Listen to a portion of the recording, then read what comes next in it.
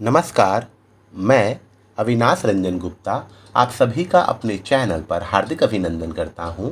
आज के इस वीडियो में हम लोग हिंदी व्याकरण के अंतर्गत आने वाला एक अध्याय जिसे लिंग और अंग्रेजी में जेंडर कहते हैं, उसके बारे में विस्तार से अध्ययन करने जा रहे हैं। आपकी जानकारी के लिए बता दूं कि लिंग व्याकरण पाठ का ये पहला पाठ है। इसके बाद हम लोग पार्ट 2 पर जाएंगे। तो शुरू करते हैं। देखिए, यहाँ लिंग या जेंडर से जुड़े बहुत सारे बिंदु प्रस्तुत किए गए हैं, जिन पर हम एक एक करके विचार करेंगे। सबसे पहले हम लोग आ जाते हैं पहले बिंदु पर, भाषा के संदर्भ में लिंग। देखिए, विश्व में दो प्रकार की भाषाएं होती हैं।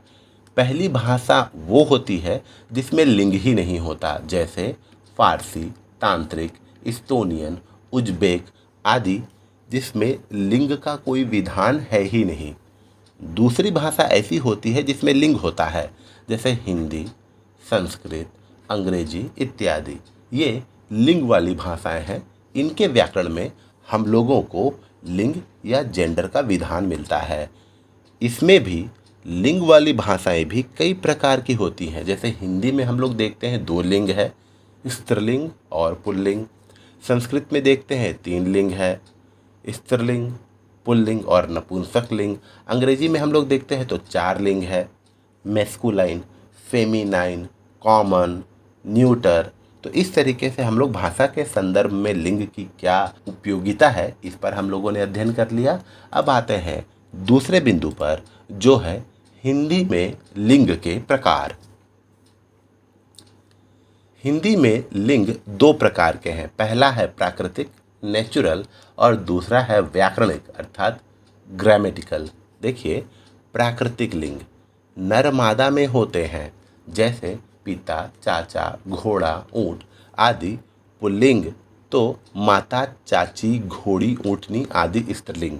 अर्थात ये जो लिंग है वो नेचुरल लिंग है, नेचर ने खुद डिफाइन किया है। व्याकरणिक लिंग निर्जीव पदार्थों के नामों में माने जाते हैं, जैसे हिंदी में दरवाज़ा, पानी, घर, पेड़ आदि प्राकृतिक कोई लिंग नहीं है, किंतु ये पुल्लिंग है व्याकरणिक स्तर पर। इसके विपरीत खिड़की, मिट्टी, इमारत, लता आदि का कोई प्राकृतिक लिंग नहीं है, किंतु ये स्त्रीलिंग है।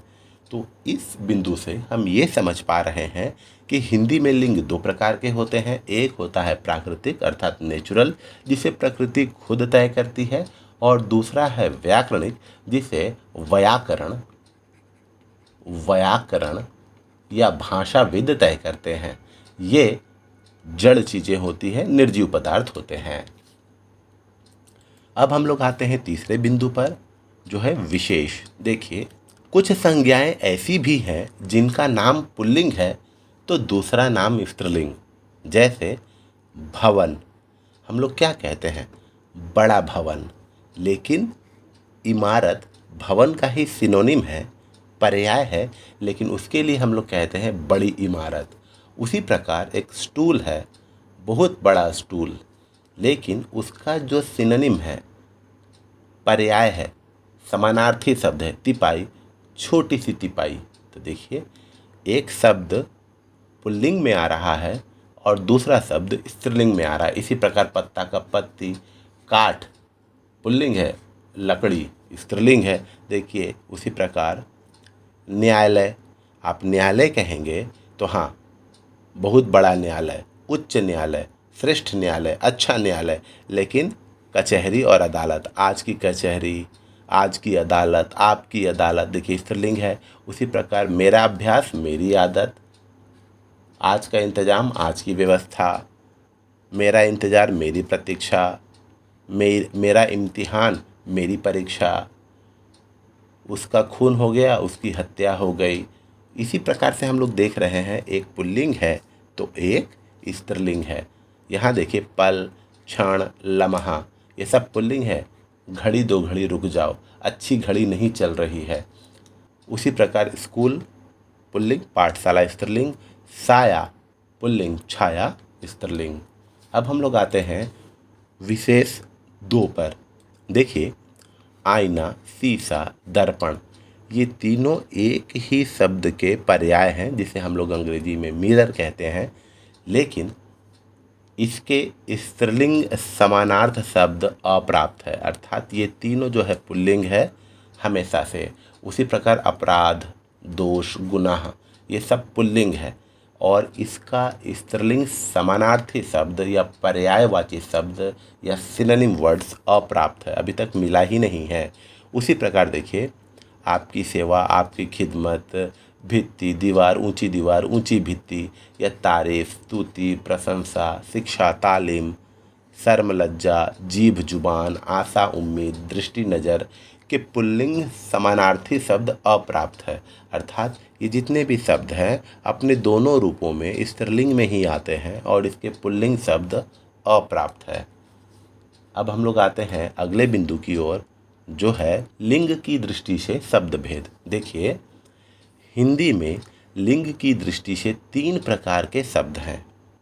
पहला पुल्लिंग, इनमें सजीव में नर जैसे मर्द, बैल, शेर, घोड़ा आदि, तथा निर्जीव में हिंदी में परंपरागत रूप से स्वीकृत पुल्लिंग शब्द जैसे मकान, पेड़, नल और मैदान आदि आते हैं। तो अगर हम लोगों से किसी ने पूछ लिया कि हिंदी में लिंग की दृष्टि से शब्द कितने प्रकार के हैं, तो हम लोग कहेंगे 3 प्रकार के। मुख्यतः 2 प्रकार के हैं, लेकिन एक जो तीसरा है उसका प्रयोग आजकल हम लोग करने लगे हैं, इसीलिए 3, लेकिन मुख्यतः 2 ही है। पुल्लिंग जो प्राकृतिक भी है और व्याकरणिक भी है, ये व्याकरणिक है। उसी प्रकार देखिए स्त्रीलिंग, इनमें सजीव में मादा जैसे, मादा अर्थात कहने का मतलब है फीमेल, जैसे औरत, गाय, शेरनी, घोड़ी, तथा निर्जीव में हिंदी में परंपरागत रूप से स्वीकृत स्त्रीलिंग शब्द जैसे इमारत, लता, कुर्सी, पुस्तक आदि आते हैं। ये मुख्य रूप से 2 हो गए, पुल्लिंग और स्त्रीलिंग, मैस्कुलाइन और फेमिनाइन। अब हम लोग आते हैं द्विलिंगी शब्द पर। देखिए, इस वर्ग में वे शब्द आते हैं जो पुरुष के लिए प्रयुक्त होने पर पुल्लिंग रूप में प्रयुक्त होते हैं तथा स्त्री के लिए प्रयुक्त होने पर स्त्रीलिंग रूप में।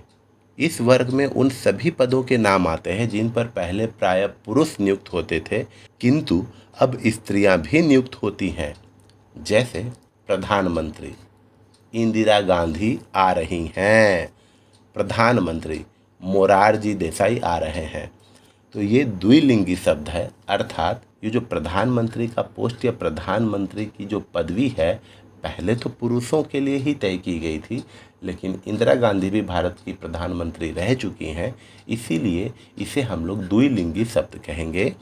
उसी प्रकार आप यहाँ देखिए, राज्यपाल, कमिश्नर, कलेक्टर, मैजिस्ट्रेट, न्यायाधीश, प्रोफेसर, रीडर, डॉक्टर, निदेशक, राजदूत, मंत्री, सचिव, ये सब जो है ये द्विलिंगी शब्द है, अर्थात इन पदों पर पुरुष और स्त्री दोनों कार्य कर सकते हैं। अब हम लोग आते हैं विशेष पर। देखिए, जेंडर बायस, जिसे हम लोग लिंग भेद या लैंगिक असमानता की परंपरा को हटाने के लिए अब इन पदों का स्त्रीलिंग रूप स्वीकार्य नहीं है। मानक हिंदी के भी यही निर्देश है कि निदेशिका, निर्देशिका, अध्यक्षा या सभानेत्री का प्रयोग न किया जाए, बल्कि सभापति का ही प्रयोग किया जाए, लेकिन उसके साथ वो महिला वाले जो भी क्रिया शब्द है उसको जोड़ा जाए। और ये जेंडर बायस को या लैंगिक भेद या लैंगिक असमानता को दूर करने की दृष्टि से किया गया है। एक बहुत ही चर्चित विचार है, थॉट है, जो पहले था practice makes a man perfect. तो व्हाट अबाउट वुमेन, केवल यहाँ पुरुषों को सूचित किया जा रहा है, इसीलिए अब इसे बदल कर दिया गया है practice makes a person perfect. अब इस पर्सन में क्या होता है, इसमें पुरुष और स्त्री दोनों आ जाते हैं। उसी प्रकार पहले एक पोस्ट हुआ करती थी चेयरमैन, लेकिन अब आपको बता दूं ये चेयरमैन की पोस्ट हटाकर अब कर दिया गया है चेयर पर्सन। इस जेंडर बायस को या लैंगिक असमानता को दूर करने की दृष्टि से। अब हम लोग आते हैं अगले बिंदु पर, जो है पुरुष स्त्री और नर मादा का भेद। देखिए, कुछ लोग कभी कभी पुरुष स्त्री का प्रयोग नर मादा के अर्थ में करते हैं, किंतु ऐसा करना गलत है। पुरुष स्त्री का प्रयोग मानव तक सीमित है तथा नर मादा का प्रयोग मानवेतर जीवों अर्थात पशु पक्षियों, कीड़ों मकोड़ों के लिए होता है। इसका अर्थ यह हुआ कि नर गीदड़ तथा मादा गीदड़ जैसे प्रयोग तो ठीक है, किंतु पुरुष गीदड़ तथा स्त्री गीदड़ जैसे प्रयोग गलत हैं। तो आज के बाद आप ये गलती कभी मत कीजिएगा। केवल आदमियों के लिए या मनुष्यों के लिए पुरुष और स्त्री का प्रयोग किया जाता है, और मानवेतर अर्थात मानव के अलावा कोई भी जीव होगा उसके लिए नर और मादा का प्रयोग किया जाता है। अब आते हैं अगले बिंदु पर, स्त्रीलिंग शब्द के स्थान पर पुल्लिंग का प्रयोग।